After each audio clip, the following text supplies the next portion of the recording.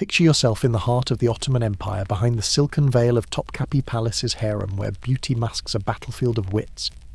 You're a concubine, one of hundreds, each breath a calculated step in a game of power and survival. The air hums with rosewater and whispered schemes, every glance a potential alliance or betrayal. This isn't the romantic tale of sultans and serenades Hollywood peddles. Forget that nonsense. It's a world where your smile is your sharpest weapon, and your bed softer than freedom is a stage for strategy. Dim the lights, let a fan's hum settle your nerves, and dive into this journey.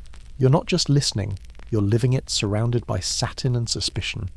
Like this story, hit that subscribe button, drop a comment with your city and time zone. It's wild to know who's out there sharing this midnight dive into history. The harem's walls gleam with opulence, but they're a gilded cage.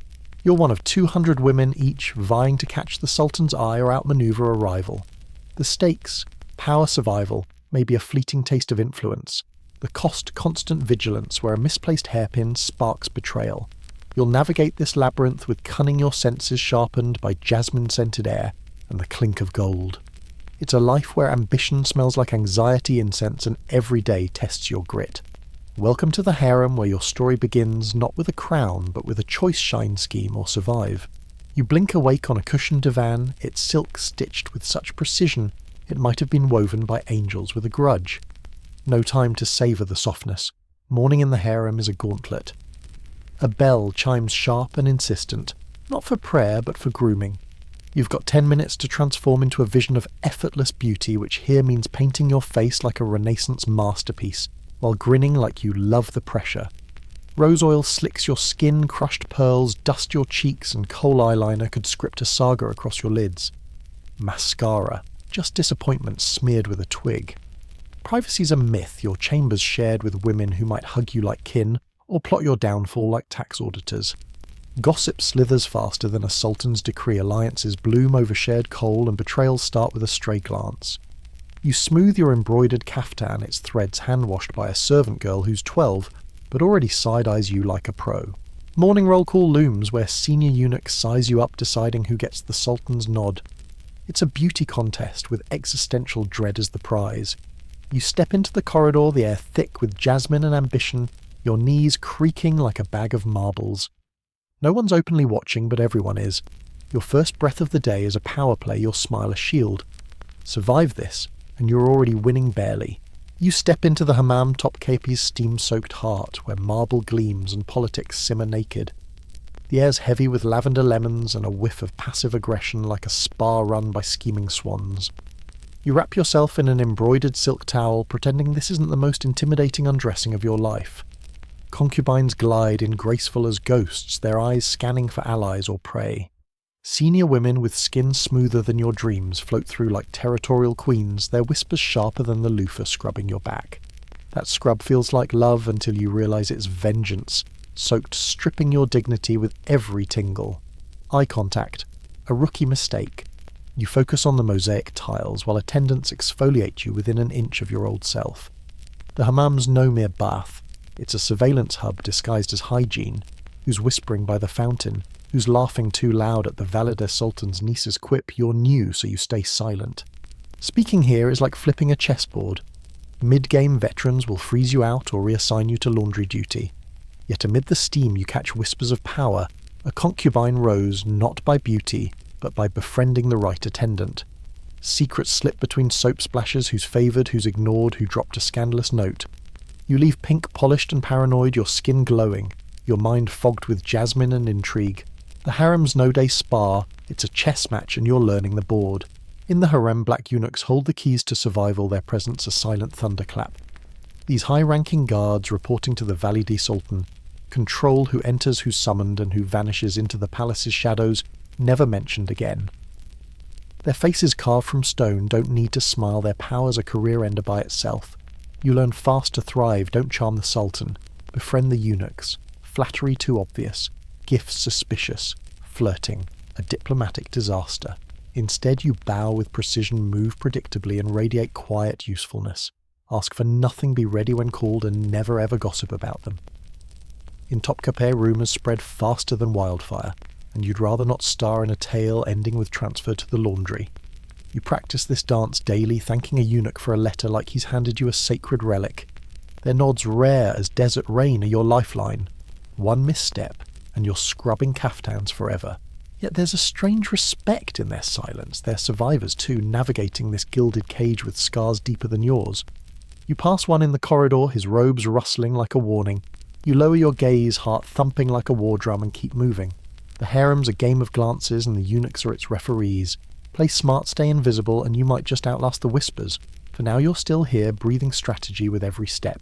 You tread the harem's silken tightrope, where every concubine is a potential sister or snake. The air's laced with rose oil and rivalry, and relationships here are as tangled as the embroidery you pretend to enjoy. You've made one fragile ally, a Circassian girl with sharp eyes and sharper plans who stitches caftans like she's plotting a coup. Over pomegranate seeds you share cautious laughs, but her ambition hums like a drawn bowstring. Trust her. Not quite. You also have an enemy, though you're baffled why. During lute practice, she stared at you like you'd stolen her crown, her silence since colder than a winter draft. Compliments here are daggers wrapped in velvet. Smiles come with hidden quivers.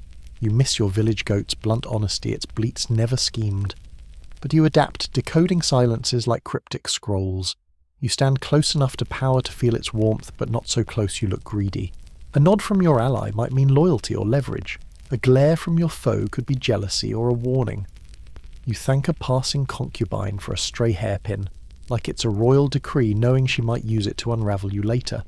Survival isn't about beauty. It's about reading the room where every glance is a move in a chess game you didn't choose. You're learning to play your heart a quiet drum, beating out strategies softer than the silk beneath your feet. Your days in the harem are a masterclass in masquerade disguised as finishing school. You're trained in music, poetry, Islamic law, and Ottoman etiquette. Each lesson a brushstroke to paint you as charmingly clever. Think decorative peacock, not rebellious poet. You strum the lute, recite Rumi, and glide through dance lessons without fainting barely. But the real education happens in the margins. You're a perfumed sponge soaking up secrets, while stitching suspiciously lopsided tulips. Who glares at the Valide Sultan's tray? Who clears it? You note the eunuch who arrives before bad news, the concubine absent without explanation. You don't ask why questions are traps. You speak only when a senior demands, offering humble, flattering replies that sound profound but reveal nothing. Your hands folded over your embroidery archive, every slight, every extra apricot at breakfast. A fruit shift here is practically a palace coup. You learn the harem's unspoken ranks, favoured, tolerated, or one missed meal from kitchen duty. You're an interesting newcomer, not quite wallpaper, not yet a threat. Looking harmless is your deadliest trick, and you're mastering it. The harem's no school, it's a stage, and you're memorising the script without reading it aloud. Every nod, every pause is a lesson in power's subtle dance. You move through it silent as sat in your mind a ledger of names and glances, ready to turn observation into survival. A servant girl hands you a robe, not your usual muted cotton, but a silk cascade rose-hued with golden vines that shimmer like ambition. You stare at it like it's whispered your doom, its softness a trap stitched with suspicion. From the Valide Sultan's steward she mutters, eyes averted, reward test. Or a mix-up that's landed you in someone else's plot. You slip it on, it fits too well, hugging your frame like a tailored warning. As you glide through Topkapi's corridors, the harem hums with subtle shifts. Conversations pause, brows arch. A glance slices sharper than a scimitar. You sit for morning recitation, spine straighter. Closer to the favoured, but not among them yet. Later a eunuch delivers a single pink rose. No note, no hint. You hold it like a live ember, its petals screaming palace code. Sultan's favour, rival scheme, or gossip's kindling. You press it into your prayer book, lips sealed even to your shadow. She's a notorious tattler. The harem's eyes track you their whispers, a jasmine-scented fog. Rising too fast is a death sentence. Fading away worse. You sip sherbet, posture rigid, the robe's weight heavier than silk. Is this a crown or a target in this velvet cage? Both feel the same. You breathe, plotting your next step, knowing every thread of this moment could weave your rise or unravel your life. Dinner in the harem isn't a meal, it's a silk-draped duel, every bite a performance. You enter the grand dining chamber, its air thick with saffron and scrutiny, and take your seat not near the centre. Too bold, not in the shadows, too forgettable. The seating chart's a map of power, shifting like desert sands. 1 week you're by the loot player who knows every secret the next, beside a concubine silent since the last sultan's reign. Trays arrive, borne by mute eunuchs, saffron rice, pomegranate studded, pilaf grape leaves, sherbets glinting in crystal. You nibble delicately like you're sustained by poetry, not hunger. Rushing is vulgar greed, a death knell. Conversations murmur laughter's a weapon, and nobody asks for extra bread. Hunger's a flaw, gluttony a scandal. You catch a new concubine's gaze, her earrings too grand for her rank, her smile plotting decades ahead. You look away before she marks your arrival. A eunuch enters and the air tightens. His path could mean a summons, a letter, or nothing. He passes. You nod unfazed, though your heart's doing a frantic jig. Power shifts in eyebrow flicks and stifled giggles. You rise, bow, and exit, still hungry, still smiling, still in the game. The harem's no kitchen, it's a stage, and you're learning to play your part with every careful spoonful. Night in the harem is no restful slumber. It's a stage after the curtain falls dim and tense. Lanterns flicker, casting shadows that dance like spies, while fountains murmur secrets outside.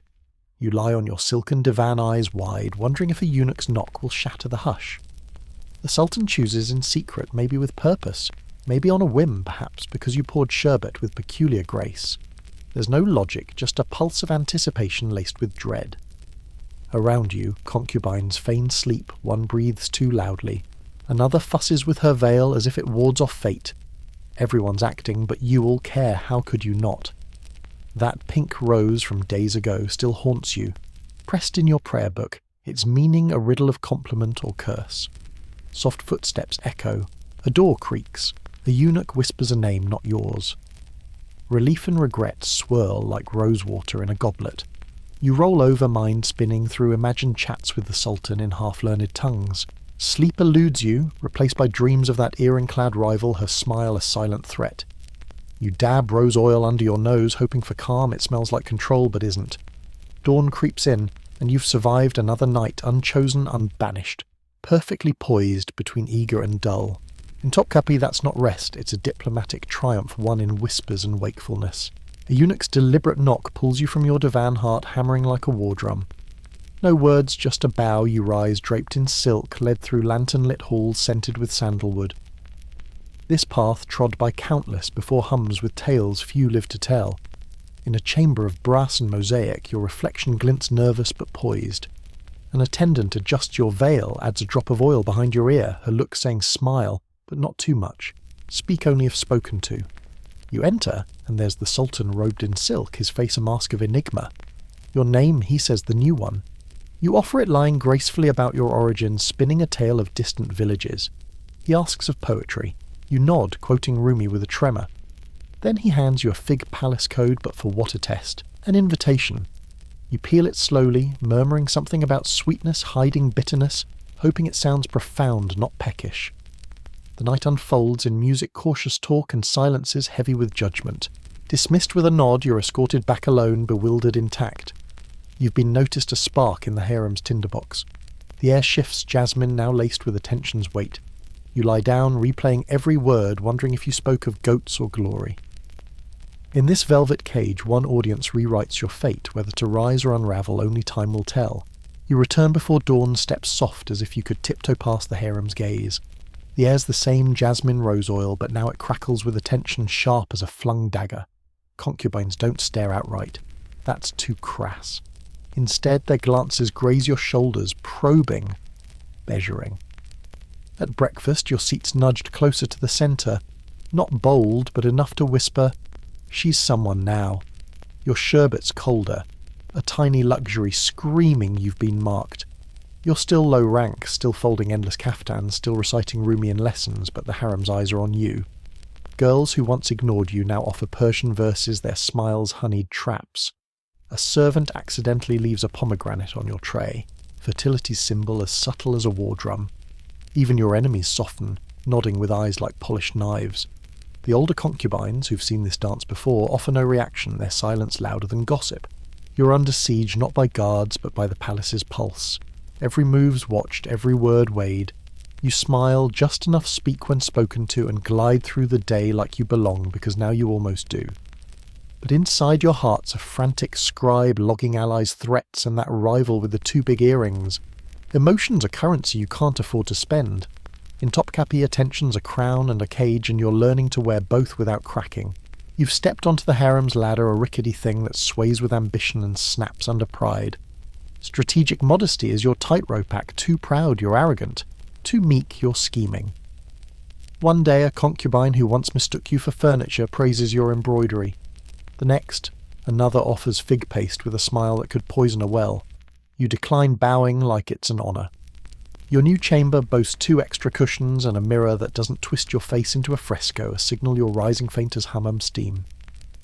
The Valide Sultan steward nods at you in the hall, a gesture that's either endorsement or warning, maybe both. Your peers split into camps, opportunists flashing grins, silent threats with eyes like daggers, and one girl fueled by pure vengeance, her glare a masterpiece of menace. You navigate with smiles that purr respect, and eyes that hiss survival. Small pearls appear on your kaftan, a gift or test you wear like armour. Every step, every bow, every gaze held a heartbeat too long is diplomacy in slippers. You're climbing, but the floor's littered with girls who want sparkle too. A misstep, like tripping into a prayer mat, would be gossip's feast. In this gilded game, you're not just surviving. You're crafting a mask of humility sharp enough to cut through the harem's haze. Your heart a quiet, drum-keeping time.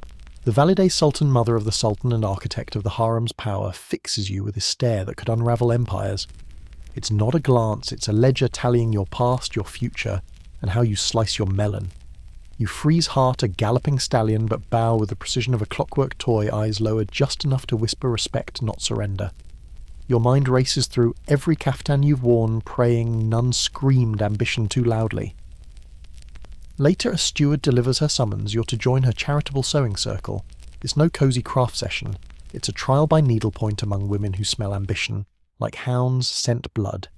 You arrive on time early as desperate, late as fatal, threading a needle under her cushion throne's shadow. The silence dares you to speak. You don't stitching with the focus of a general plotting war. She asks about your education, your favourite surah, and if you've met anyone who truly grasps politics. Your answers are careful, woven with humility and vague reverence, each word a step on glass. She smiles, nod at you, near you, and in the harem that's a coronation. You leave legs steady, souls sweating, unsure if you've earned a promotion or a one-way ticket to towel duty. Back in your chamber, your roommates whisper. She looked at you, hangs like incense. You nod, pulse still racing, knowing one glance from the Valide rewrites your fate in Topkapi's gilded script. A knock deliberate heavy with consequence summons you to a private tea with a favoured consort, her name a lullaby laced with steel. She's a harem legend, poised and powerful, whispered to lift or sink careers with a glance. Refusing isn't an option. Saying no here is like tossing a fig at a cavalry charge. You dress with surgical care, elegant but humble, a hairpin signalling competence, not conspiracy. The tea room's small, perfumed with rose, and menace her silk robe worth more than your hometown. She gestures you to sit.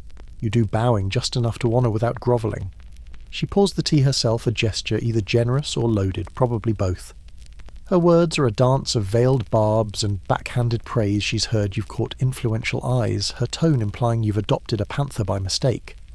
You speak of poetry, music palace routines, each reply a tightrope walk over a pit of her scrutiny.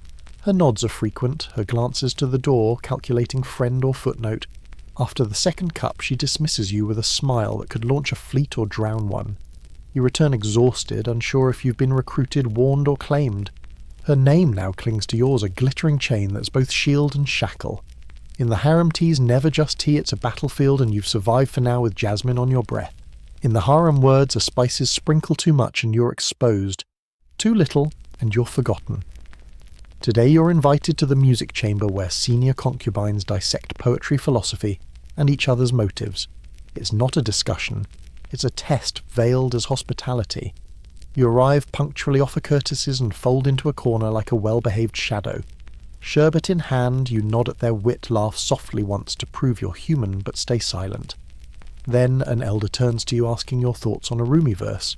The room stills her questions, a dart testing your timing, not your taste. You pause, not scrambling, just thoughtful, then offer a vague, reverent reply about love's divine mystery. They nod, satisfied, their eyes saying you've dodged a trap. Later they probe your view on the Valide Sultan's charity. You praise its elegant, sidestepping politics with words like inspiring and graceful. You've said less than a dozen sentences, yet your name hums on new lips. Silence is your blade here, sharper than any quip. The harem's power lies in pauses, in smiles that don't reach the eyes, and glances that make others lean in. You glide out, having spoken little, but said everything your presence a whisper louder than shouts. Topkapi's walls listen, and today they approve. You're not just surviving, you're carving a space in this jasmine-scented chessboard. A velvet box tied with a ribbon, the shade of wilted roses sits on your pillow. No note, no sender, just quiet menace. You open it like it might hiss, half expecting poison, half hoping for perfume. Inside, a turquoise and gold bracelet gleams too fine for a trinket not royal enough for the Sultan. Your roommate's eyebrow arches, she's either polite or dodging blame. In the harem, gifts aren't kindness. They're leashes, tests or labels. By morning, whispers ripple at the fountain. She got a gift. From whom nobody knows, so they invent secret admirers, hidden proposals, even the Valide Sultan's heirloom. Each rumour's a spark in Topkapi's tinderbox.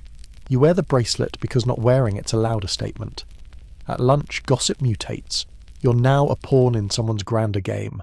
A low-ranking servant girl drops your tray, muttering careful who hands you things they won't claim.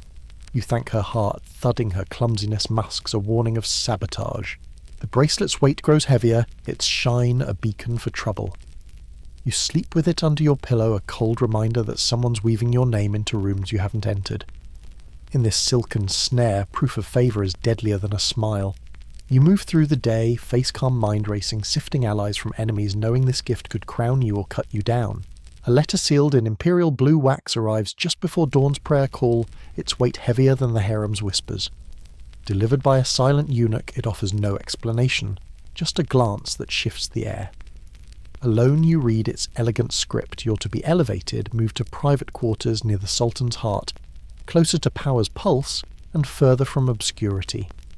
On paper, it's a promotion. In Topkapi, it's a spotlight exposing you to intrigue's sharp edges. Accept, and you step into a world of influence, perhaps bearing a royal heir, or even becoming a consort. Refuse, and you risk fading into the harem's shadows, or worse. You have until sunset to decide. You wander the gardens, once your refuge now small under the weight of your name on others' lips. Tulips bloom like secrets, fountains murmur old warnings. You think of home a blur of simpler days and of other concubines, those who rose too fast, those who vanished, those who outsmarted fate. You're not just the girl trained in poetry, you're the one who arrived with a name tucked in your soul. Night falls and you dress with care, each fold a choice. You pass the silken curtain, stepping toward the unknown. The harem's game shifts beneath you, and your answer yes or no will rewrite your story in this jasmine-scented labyrinth, where every rise is a gamble with oblivion. You stand at the harem's edge, silk curtains parting like a final breath your choice made. Whether you rise to power's gilded peak or vanish into Topkapi's whispers, your journey's etched in satin and strategy. You weren't a decoration, a fleeting figure in the Sultan's gaze. You were a chess master in rose oil, navigating a board where every move risked checkmate. Each smile you crafted, each silence you wielded was a masterclass in restraint sharper than any blade. You danced with eunuchs' nods, dodged rivals' daggers, and wore ambition like a veil light but never slipping.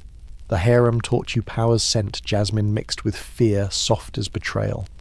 You survived its gaze, its gifts, its nights of waiting for a knock that might never come. Maybe your name will echo in palace chronicles, a consort's legacy carved in gold. Or perhaps it'll fade, folded away like a kaftan in a forgotten drawer. Either way, you walk the tightrope between peril and glory, never falling. You were the heartbeat of a world that tried to still you, a strategist who turned survival into art. As the fountains murmur and lanterns dim, you carry this truth in the Ottoman harem. You didn't just live. You thrived, one calculated step at a time, leaving footprints in silk that time can't erase.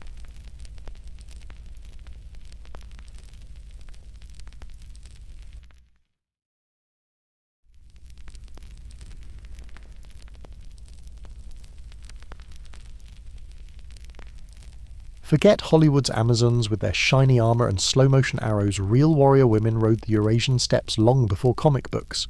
You're galloping with the Scythians, nomadic badasses of what's now Ukraine and Central Asia, where women didn't just defy gender norms, they trampled them with hooves and bowstrings.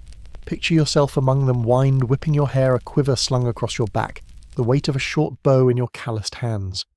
Herodotus spun tales of these fierce women mating with men to birth a warrior tribe, and scholars once scoffed, blaming Greek wine and imagination. But dig into the kurgans, those ancient burial mounds, and truth cuts sharper than myth. Skeletons of women lie with sword spears and battle-scarred bones.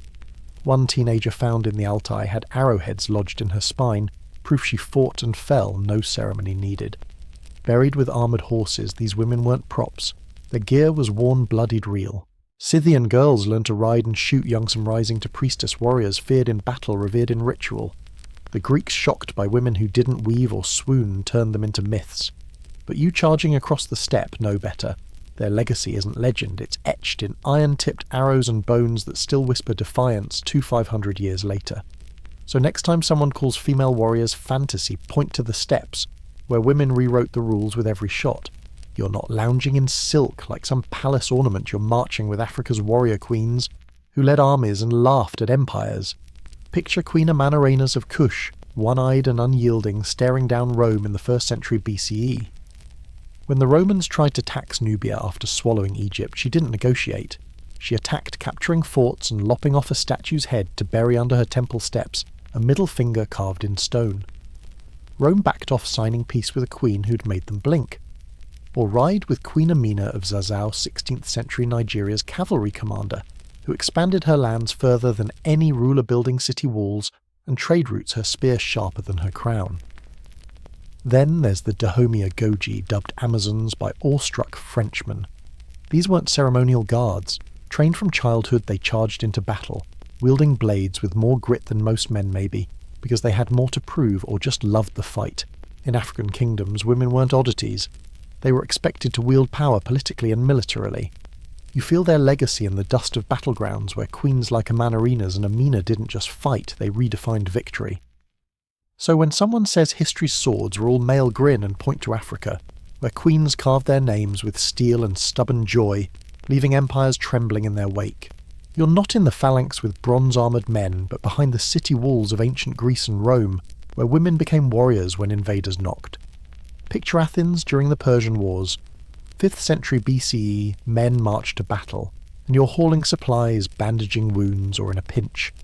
Hurling roof tiles at enemy troops clambering up the walls. It's not glamorous, but those tiles cracked skulls, saving homes. In Plataea's siege, 429 BCE, you're trapped, picking up a spear alongside dwindling defenders. Thucydides notes women fought fiercely not as soldiers, but as citizens refusing to break. Over in Rome, when Gauls sacked the city in 390 BCE, you're bartering jewellery to fund defences, rallying morale as flames lick the horizon. By the Second Punic War, you're trailing armies to camps, whispering strategies to husbands, or like Proba in 410 CE, turning your estate into a fortress arming servants to hold off Visigoths. No formal training, just grit and desperation. These women weren't knighted heroes. They were wives, mothers, nobles who stepped up when the gates groaned. You feel their pulse in the chaos where a thrown stone or a shouted order shifted fate. History's battlefields weren't just for men. Women guarded the hearth with whatever they could wield, proving courage doesn't wait for a sword or an invitation. You're Boudica, queen of the Iceni, standing tall in 60 CE Britannia, your red hair a banner of vengeance. Rome betrayed you after your husband's death. They annexed your land, flogged you, and assaulted your daughters. Humiliation. They picked the wrong queen. You rally tribes, your voice roar with righteous fury, not as a noble, but as a mother scorned. Picture yourself in a war chariot leading a horde that razes Camulodunum. Colchester's ashes choke the sky. Londinium burns next, then Verulamium. Rome's grip crumbling under your wrath. Cassius Dio paints you as terrifying. Tacitus lauds your eloquence, both awed by a woman who made an empire flinch. Your army fueled by rage isn't disciplined, and at the final clash, Suetonius Paulinus's legions cut through, outnumbering you in skill, not spirit. You fall poison or battle history's unsure, but your shadow lingers. Rome treads lighter on tribal kings after you wary of sparking another fire. You weren't just a rebel. You were a reckoning proving the oppressed led by someone with nothing left, a chaos incarnate. Boudica's name echoes not in victory but in defiance, a reminder that a mother's memory and a chariot's charge can shake the world's mightiest empire, leaving scars no legion could erase. You're not a kimono-clad lady sipping tea in feudal Japan. You're an honobu geisha, a samurai woman with steel in your veins and a naginata in your grip. Picture yourself trained from youth in archery, swordplay and strategy. You're silk, hiding a warrior's resolve. Unlike men charging into open fields, you guard castles, honour and clan when war knocks. Tomo Gozen, 12th century legend, rides beside you in the Genpei War, her katana flashing like a tempest. The Heike Monogatari calls her a peerless archer, decapitating a rival at Owazu, with one stroke her black hair a war banner trailing glory. She vanishes after a ghost on horseback, but her legend burns. Fast forward to the 19th century Boshin War, and you're with Nakano Takeko, leading a rogue female unit wielding pole weapons. Barred from the Imperial Army, she carves her own path, falling in a charge with a bullet in her chest, her sister bearing her to deny enemies her body. These women weren't folklore, they lived Bushido loyalty and bravery etched in their blades. You feel their pulse in the clash of steel where honour meant fighting, not waiting. Japan's history isn't just samurai swagger. It's women who sharpen their swords as often as men, their cuts deep in a world that tried to sideline them. Their legacy, not myths, but blood-soaked proof of courage that outlasts cherry blossoms. Step into the Colosseum's blood-soaked sand, where Rome's roar isn't just for sweaty gladiators. You're a gladiatrix, a rare female fighter in a testosterone-fueled arena. Picture yourself sword in hand, trained in the ludus alongside men, your scars as real as theirs. You're no snack server.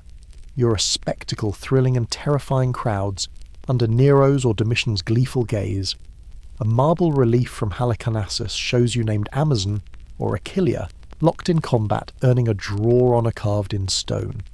Juvenal sneered at noble women trading silk for steel, but you're often a slave prisoner or desperate volunteer chasing fame or freedom. You wield tridents, nets or blades, blood seeping through your tunic as wine-soaked spectators cheer. Suetonius whispers of torchlit night fights, where your ferocity outshines the flames, training's brutal dangers unscripted and survival's your only prize. In 200 CE, Septimius Severus banned your kind, maybe fearing you were too good or too rebellious.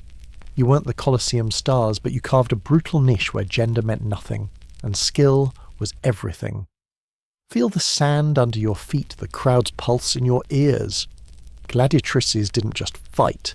They defied Rome's rules, proving a woman's blade cuts as deep as any man's, leaving history's arena stained with their stubborn bloody truth. You're not cloistered in a convent praying for peace. You're a medieval woman, sword in hand, defying the battlefield's boys' club. Picture the Crusades, where warrior nuns traded rosaries for steel, the abbess of Quedlinburg. 12th century didn't just chant hymns. She commanded vassals like a general, her robes hiding a strategist's heart.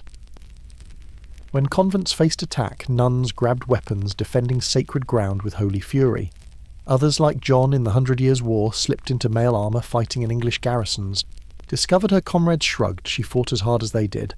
Then there's Joan of Arc, a peasant girl with divine visions, leading France's armies in men's plate, her banner outshining swords. For every Joan, countless unnamed women fought not with prophecies, but with grit, sneaking past rules or making new ones. You're in a besieged castle, rationing supplies, directing archers, or negotiating with foes while nobles falter. Eleanor of Aquitaine on crusade maybe donned armour for show or survival history debates, but her presence roared. These women didn't wait for permission. They carved loopholes in a rigid world. You feel their pulse in the clash of steel, the creak of a crossbow. History's script tried to sideline them, but their blades wrote defiance, proving courage needs no title, just a will to fight when the walls close in. You're not veiled in a tent waiting out the war, you're a warrior in the medieval Islamic world, sword flashing under a desert sun. Picture Khawla bint al-Azwar, 7th century, charging Byzantine lines in black armour. Her blade so fierce, soldiers mistook her for the legendary Khalid ibn al-Walid. When her brother was captured, she stormed the enemy, her skill boosting morale higher than any banner. In the 13th century Mongol invasions, you're in Nishapur's streets, wielding daggers, flinging stones, turning homes into fortresses as empires crumble. No formal training, just desperation's sharp lessons. In Al-Andalus, noblewomen like Walada bint al-Mustakfi guarded estates, their influence spilling onto battlefields during civil strife. Then there's Sayyida al-Hurra, 16th century pirate queen commanding Mediterranean fleets beside Barbarossa, striking fear into European ships.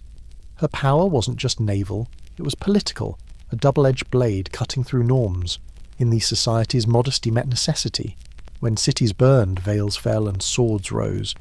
You feel their fire in the clash of steel, the snap of a sail. History didn't always name them, but their legacy lives in folklore, in the grit of women who fought not as exceptions, but as forces rewriting the rules. From Granada's strongholds to pirate waters, they proved a woman's war cry echoes as loud as any man's. You stand on history's bloodied edge where women warriors carved their names against the grain.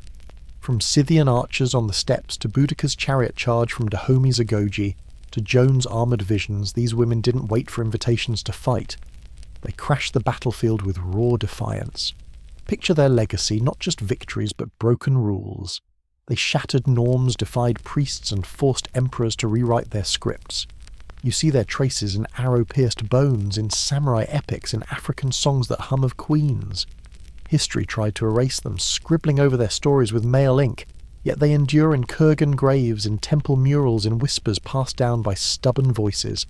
Their courage wasn't about glory, it was about refusing to vanish. Feel their pulse in every woman who stood when chaos roared from Greek rooftops to pirate ships. They weren't exceptions, they were the plot twist the blade no chronicle could sheathe.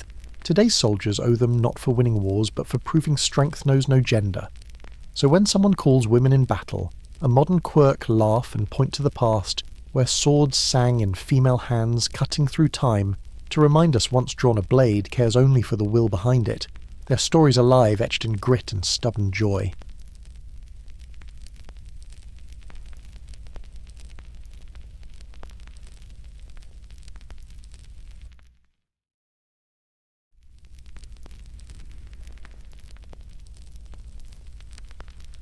You're in Rome 121 CE, where a boy named Marcus Annius Verus is born into a world of marble and ambition.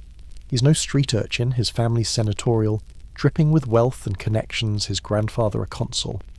But young Marcus isn't chasing toy swords or chariot races. Picture him a serious kid, all furrowed brows and big questions, pondering life's weight while others wrestle. His quiet intensity catches Emperor Hadrian's eye, who dubs him Verissimus, most truthful a nickname that sticks like prophecy.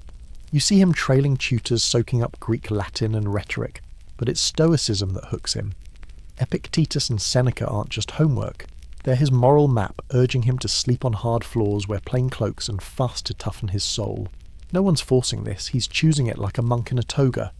Hadrian's succession plan pulls Marcus into power's orbit when his first heir dies.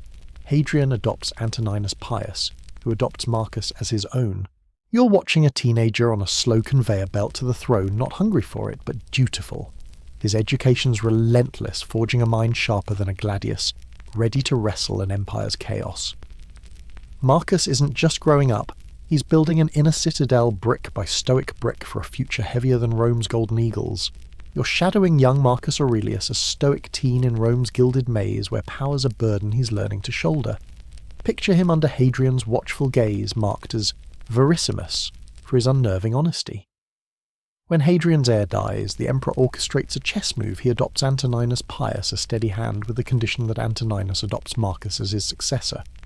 You see Marcus barely past boyhood thrust onto a path to the throne, not craving it, but accepting it like a stoic. Facing reign unavoidable, so endure it. Antoninus, calm and efficient, becomes his mentor, ruling for decades, while Marcus studies every law, every edict like a scholar prepping for an exam he can't fail.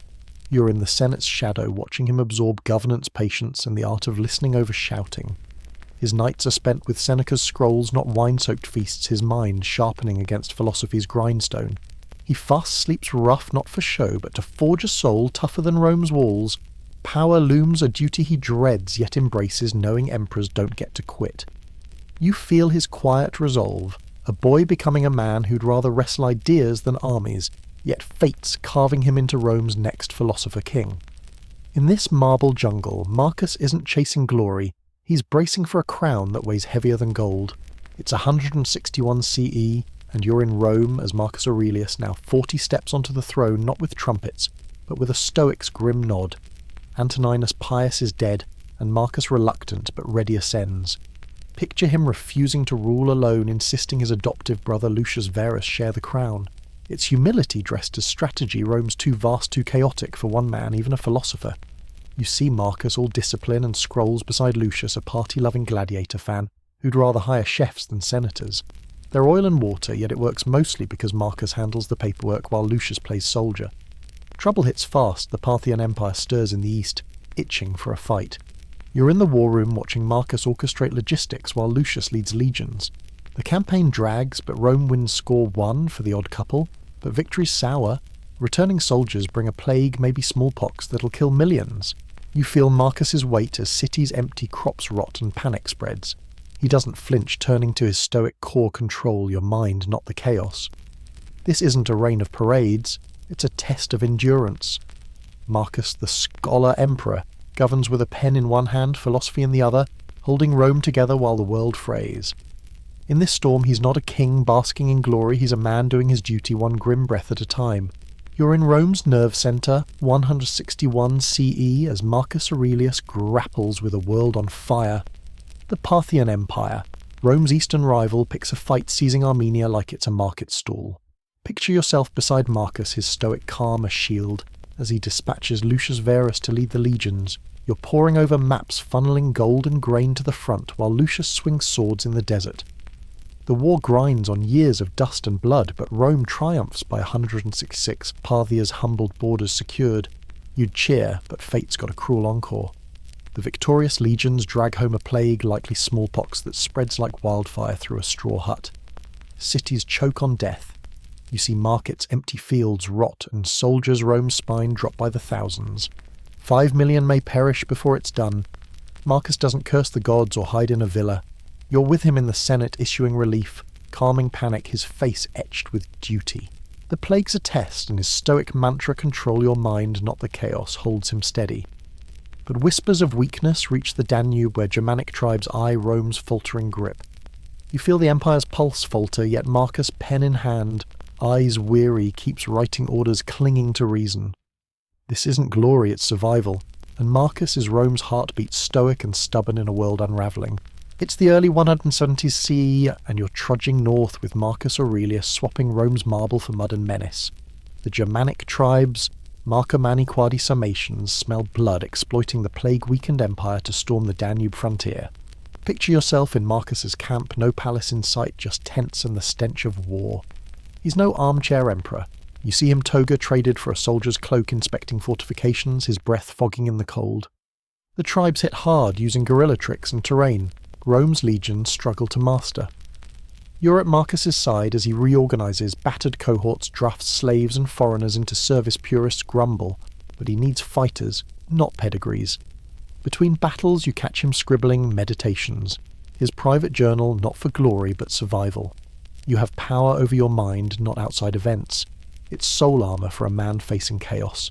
You feel the grind disease lingers, supplies dwindle and morale's as thin as winter ice. Yet Marcus presses on, negotiating with tribes, offering land to those who kneel, sparing lives where generals urge slaughter.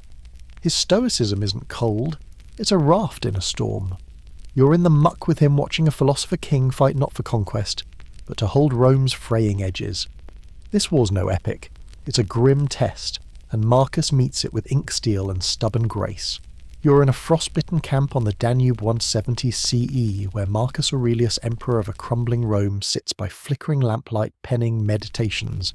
Picture the scene, mud-soaked tents, wounded soldiers groaning, and Marcus wrapped in a soldier's cloak, scribbling not for fame but for sanity. This isn't a grand treatise. It's a private diary, a stoic's lifeline in a world gone mad. You read over his shoulder, you have power over your mind, not outside events. Realise this, and you will find strength. Each word's a brick in his inner fortress, built to withstand plague, war and betrayal. The Marcomannic wars rage, Germanic tribes hit hard, and Rome's legions limp, but Marcus writes to remind himself to stay just rational, humane. You feel the weight of his quill, scratching Greek in the dark, quoting Epictetus, wrestling with despair. He's not preaching to senators. He's coaching himself, a man alone with an empire's chaos. No triumphal arches for him, just these raw quiet notes, a philosopher king's shield against a collapsing world. You're there in the cold as he pauses, breath visible, to inspect a fort or calm a panicked officer, then returns to his scroll. Meditations isn't about glory. It's about enduring mud, blood, and doubt with a stubborn will to do right one stoic breath at a time. You're trudging through the Danube's muck 170s CE, beside Marcus Aurelius, where war's chaos tests his stoic soul. The Marcomannic tribes hammer Rome's plague-weakened borders, their guerrilla raids relentless. Picture Marcus no marble throne here, just a cloak stained with frontier grit leading legions himself. His generals push for scorched earth slaughter, but you see him choose diplomacy, offering land to surrendering tribes, sparing lives where cruelty's easier. His stoicism isn't aloof, it's a lifeline grounding him in reason when chaos screams. You watch him reorganize legions, draft slaves and foreigners, despite Rome's snobbery because survival trumps tradition. Between battles, he scribbles meditations, urging himself, do not be cruel even to enemies. You feel the tension, soldiers weary, supplies thin, yet Marcus stays calm, his orders steady as a heartbeat. He negotiates with tribal chiefs, inspects crumbling forts and bans, unnecessary bloodshed, proving philosophy can survive a battlefield's blood and mud. This isn't conquest fever, it's duty heavy as a legion's shield.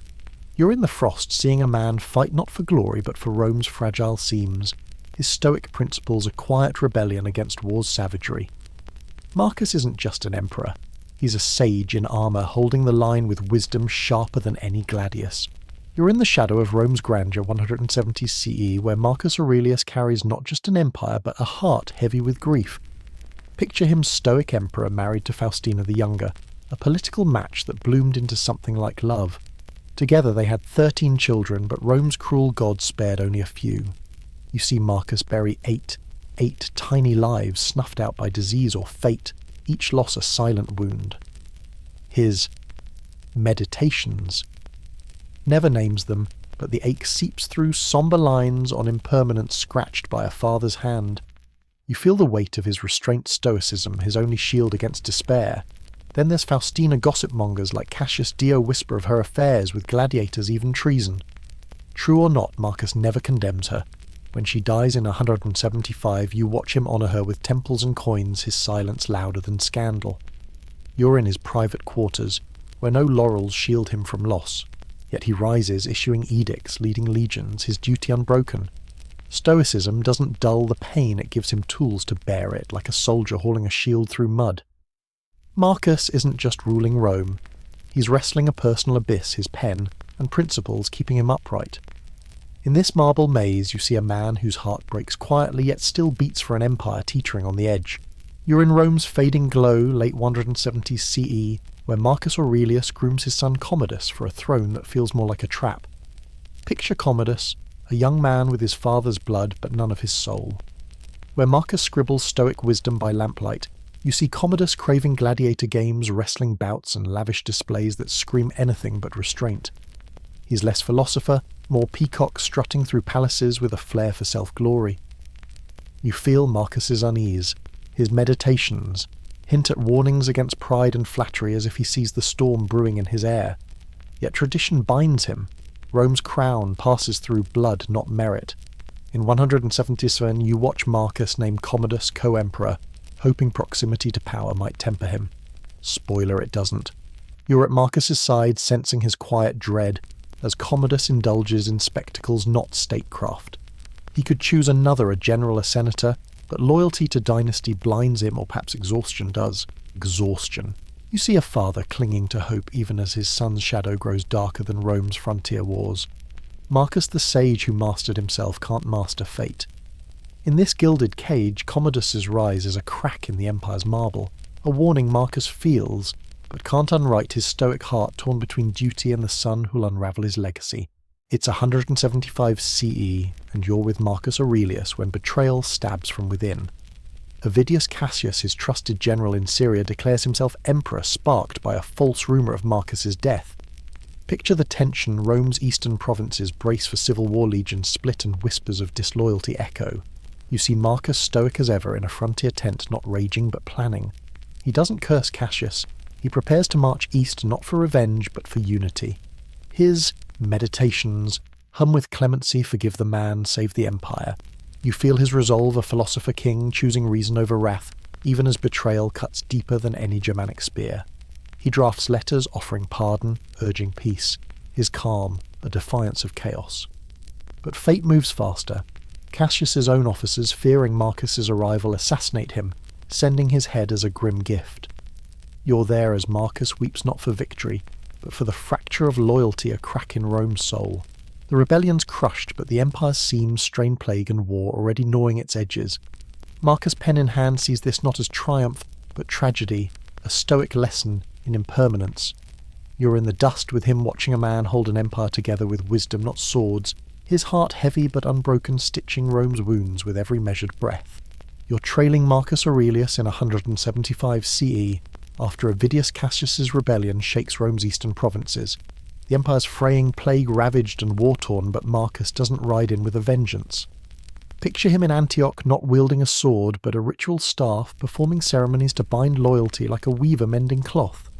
You see him cloaked in dust and duty, visiting cities, addressing soldiers, ensuring no one mistakes his mercy for weakness. The air's thick with incense and tension. Legions could still turn, governors could scheme. Yet Marcus, ever the stoic, moves with purpose, not panic his meditations, whispering restraint. Do not act in haste. You're at his side as he reaffirms alliances, pardons rebels' followers, and plants Rome's eagle in shaky soil. The plague lingers, borders bleed, but he speaks of unity, not punishment, his voice steady as a drumbeat. You feel the empire's pulse falter, yet Marcus stitches it back with gestures grand and small public rites, quiet talks with wary generals. This isn't conquest. It's salvage, a philosopher king gluing a cracked mosaic. The East holds for now, but cracks spiderweb deeper loyalty as fragile as papyrus. In this storm, Marcus stands not as a warlord, but a sage, his stoic heart weaving order from chaos, one deliberate step at a time. You're in the Danube's icy grip, late 170s CE, marching with Marcus Aurelius, an emperor worn thin by war but unyielding. The Marcomannic wars drag on Germanic tribes, Marcomanni Quadi, pounding Rome's plague-weakened frontier driven south by unseen pressures. Picture Marcus no longer young, his health fading, yet camped in mud not marble, leading legions himself. You see him bolster defences, resettle refugee tribes as Roman allies, turning enemies into shields. His meditations, spill ink in the dark, do not act as if you were going to live 10,000 years. Death hangs over you. You feel the chill in those words, a man staring at mortality while Rome bleeds. Supplies dwindle, morale frays, but Marcus adapts, reorganizing legions, his stoic calm a beacon in the fog. You're there as he negotiates with chieftains, sparing lives where slaughters urged his pen as mighty as his sword. This isn't about conquest, it's survival. A philosopher king holding the empire's seams against a tide of chaos. The tribes keep coming, a domino fall that'll echo centuries later, but Marcus fights on scribbling reflections between battles. You trudge beside him, sensing death's shadow, yet his duty burns brighter than campfires. In this frozen hell, Marcus isn't chasing glory. He's Rome's last stand, weaving order with stoic grit, one weary step at a time. It's March 180 CE, and you're in a grim outpost near modern Vienna where Marcus Aurelius, Rome's philosopher king, nears his end. The plague may be the same smallpox that scarred his reign grips him. Picture him frail but resolute in a soldier's tent, not a palace, summoning his son Commodus. You hear him offer advice, stoic, practical, or desperate history doesn't say, but the weight's palpable. Marcus dies soon after March 17th, surrounded by legionaries, not senators. You feel the silence, a heartbeat stopping in Rome's golden age. His death ends the Pax Romana, the empire's fragile peace, and crowns Commodus, a boy more gladiator than sage. You see Marcus's legacy teeter, his meditations, scribbled in war's mud, will outlive marble, but Commodus's rule will unravel his work. No grand speech, no triumph, just a man fulfilling duty to his last breath. You're there in the cold, as soldiers mourn a leader who fought for reason, not glory. Marcus sought immortality not in statues, but in character, his stoic soul, a lighthouse for a darkening world. The empire won't fall today, but cracks deepen, and Commodus's shadow looms. In this quiet close, Marcus leaves not fanfare but wisdom, etched in ink and grit, a final act of a ruler who lived as he died, one stoic breath at a time. You're in Rome 180 CE as Commodus, Marcus Aurelius' son, ascends the throne, and it's like watching a circus clown inherit a library. Picture him 19, strutting as Roman Hercules draped in lion skins, more gladiator than emperor. Where Marcus wrestled philosophy by lamplight, you see Commodus wrestling actual lions in the arena, craving cheers over duty. His father's stoic wisdom, control yourself, not the world, gets tossed like stale bread. You're in the Senate's shadow, watching Commodus alienate nobles with whims, executing rivals like it's a sport. Bread and circuses. He makes it policy, bleeding, Rome's coffers for spectacles while borders fray. You feel the empire wobble, plague scars linger, tribes press the Danube, yet Commodus stages chariot races. Marcus chose him bound by dynasty, hoping co-rule in 177 would teach restraint. It didn't. You catch hints of Marcus's regret in Meditations, warnings against pride, but love or tradition blinded him. Commodus's rule spirals into paranoia, ending in assassination by 192, sparking the year of the 5 emperors. You're there as Rome's seams split Marcus's careful stitches, undone by a son who treated power like a toy. The tragedy isn't just decline, it's the irony of a sage's heir torching his legacy. In this chaos, you see Marcus's stoic truth: you can't control the future, only your own grit, and Commodus chose none of it. You're standing in Rome's twilight 2,000 years past Marcus Aurelius's death, yet his voice echoes like a stubborn drum. Picture his Meditations, scrawled in war-torn tents, not for fame but for survival, a philosopher king's raw notes on staying human amid chaos. You see his reign, plague war, betrayal, a son who burned his legacy. Yet Marcus endures not in marble statues but in words that outlast empires. Do every act as if it were your last, he wrote, and you feel its weight. CEOs, athletes, everyday folk still quote him. His Greek scribbles a guide for crises. You're flipping through pages that survived Rome's fall, religion's rise times grind. He wasn't divine, didn't demand worship, just wrestled to be just kind, rational. His paradox, a ruler battered by loss, yet admired for restraint, not victories.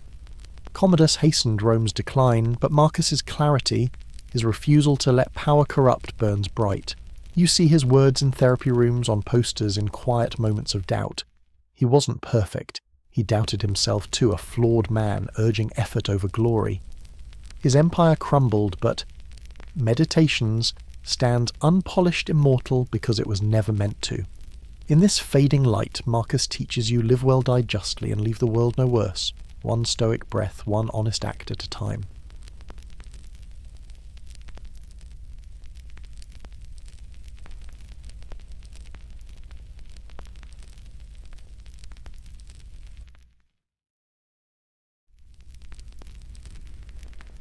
You're in ancient Babylon 1754 BCE, standing before a towering black basalt stele, its cuneiform script glinting under the sun. This is the code of Hammurabi King Hammurabi's iron-fisted blueprint for order, etched to warn as much as to govern. Picture yourself in the bustling market where 282 laws dictate life's pulse, trade, theft, marriage, assault. You see Hammurabi's image carved above, receiving divine sanction. From Shamash the sun, God his rule, cloaked in sacred weight. It's not just law, it's propaganda screaming his divine right to judge. The code's brutal clarity hits you: a nobleman breaks another's bone. His bone snaps too, an eye for an eye, raw and literal. But if he harms a slave, just a fine. You feel the hierarchy's sting, justice bends to status, not fairness. Builders face death if their shoddy homes kill. Merchants lose hands for cheating. You're dodging the whip of public shaming for adultery or false claims, punishments carved in stone for all to fear. Yet this code's revolutionary, it's public standardized, swapping whims for rules. You trace the wedge-shaped script, sensing its ripple through time, seeding legal systems far beyond Babylon's gates. Justice here isn't blind, it's watching chisel in hand, and you're living under its unblinking gaze, where order trumps mercy, and the law's as hard as the stone it's cut into. You're in ancient Egypt, where justice isn't just law, it's Ma'at, the cosmic pulse of truth, balance, and moral order. Picture yourself before a pharaoh, no mere king, but a living god tasked with upholding Ma'at to keep God's nature and society in harmony. You feel the weight his word is divine, able to execute pardon or rewrite fates. No chiseled code here, justice flows through priests and officials, flexible case by case. You're in a judgment hall, papyrus scrolls piling up with contracts and testimonies. Theft, a fine or flogging. tomb robbery, death by fire, your corpse desecrated to bar you from the afterlife. You swear oaths, knowing false words risk Matt's wrath. The system's not rigid, it bends to status. Nobles fare better than labourers, but it craves balance. You see plaintiffs plead, witnesses testify, and judges